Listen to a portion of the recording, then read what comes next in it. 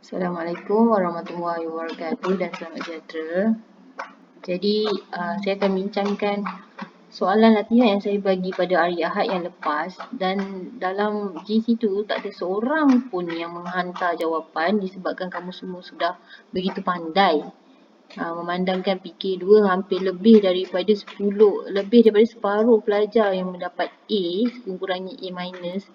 Baguslah tu, sangat pandai lah, walaupun ada yang tak pernah join PDPR pun boleh dapat A dalam peperiksaan. Kita akan lihatlah peperiksaan akhir tahun nanti bagaimana. Okey, saya bincangkan ni. Kita tengok soalan nombor 1. Gambar foto 1 menunjukkan dua objek. Apakah jenis alloy yang digunakan dalam objek P dan Q? So, macam yang lepas yang kita dah belajar, objek alloy ni adalah campuran logam. Okey, alloy adalah campuran logam. So, logam objek P ni yang digunakan untuk buat peralatan instrumen muzik ni diperbuat daripada alloy jenis loyang sebenarnya. Okey, ini adalah alloy jenis loyang. Nah, ni jawapan dia untuk objek P adalah alloy loyang dan objek Q adalah ni yang pingat gangsa ni. So, ini adalah gangsa. So, Q adalah gangsa, P adalah loyang. So, soalan seterusnya, berikan dua contoh lain kegunaan alloy yang digunakan untuk membuat objek P dan Q. Okey, selain daripada buat objek P ni untuk buat alat muzik, contoh lain kita gunakan untuk buat loyang adalah barang-barang perhiasan, bekas makanan. Untuk Q, gangsa ni, okey, selain daripada buat pingat, boleh buat membuat ukiran, membuat pisau. Itu adalah contoh-contoh lah kegunaan selain daripada alloy yang dalam gambar rajah. Okey, C. Mengapakah bongkar gangsa lebih kuat berbanding dengan kuprum? Okey, kita tengok kenapa gangsa lagi kuat daripada kuprum. Perbezaan gangsa dengan kuprum, gangsa ini adalah alloy. Manakala kuprum ini bukan alloy, kuprum adalah logam tulen. Okey, logam tulen. So, jawapannya kat sini, mengapa gangsa lebih kuat daripada alloy? Okey, kerana kehadiran atom asing dalam gangsa. Okey, kehadiran atom asing dalam gangsa. Okey, gangsa lebih kuat daripada alloy kerana kehadiran atom asing dalam gangsa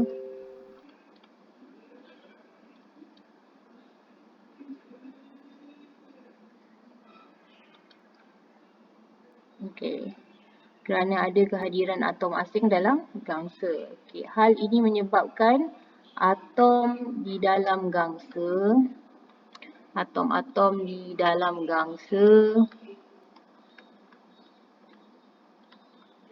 sukar untuk menggelongsor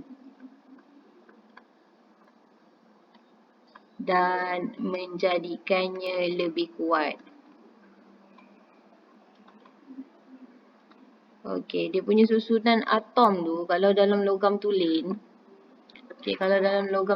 susunan atom dia rapat-rapat dan cantik macam ni lah, tersusun. Okey, susunannya tersusun. Ini dalam logam tulen. Kalau dalam alloy, ni logam tulen. Kalau dalam alloy, susunannya dia tidak teratur sebab dia ada atom asing yang mengganggu susunan atom tersebut. Okey, ni kita dah tambah atom asing kat dalam ni. Okey, ini adalah alloy lah contohnya.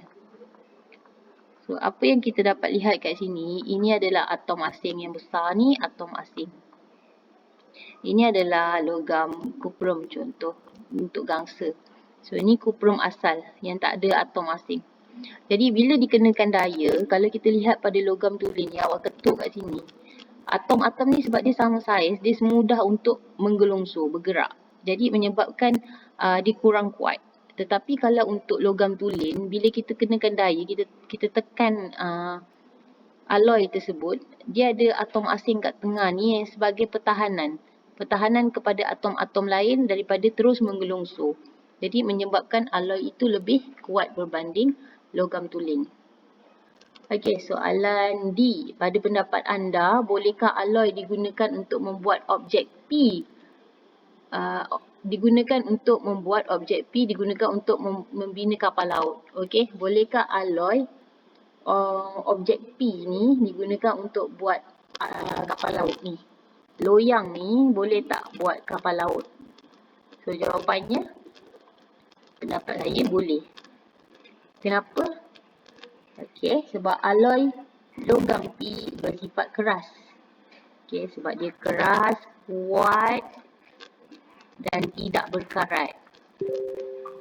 Kalau besi buat kapal laut, dia berkarat. Jadi sesuai untuk dijadikan badan kapal juga sebab dia kelihatan cantik. Okay, kita tengok soalan nombor 2.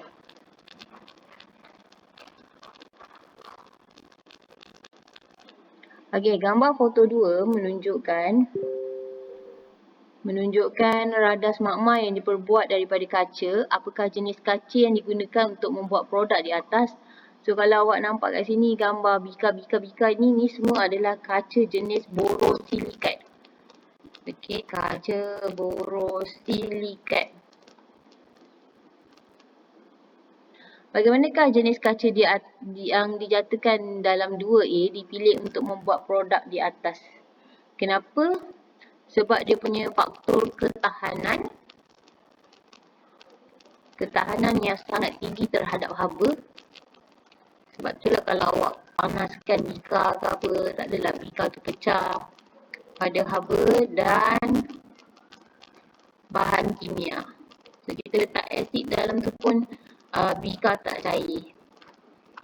Jadi ada 2 faktor lah kenapa kita gunakan kaca borosilikat sebagai bika dan alat peralatan dalam makmal ni.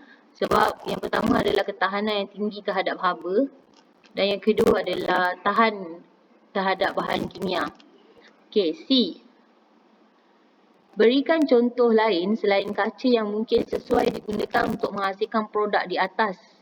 Jelaskan jawapan anda. So, kaca yang sesuai selain daripada kaca borosilikat adalah kaca silika terlapuk.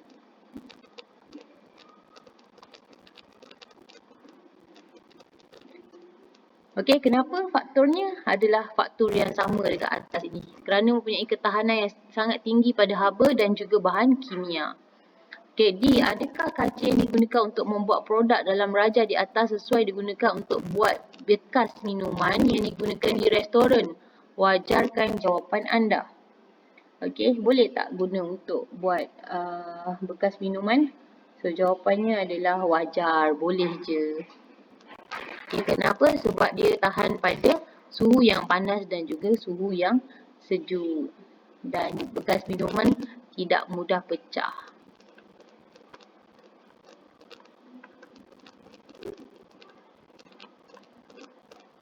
Bila digunakan untuk minuman sejuk ataupun panas.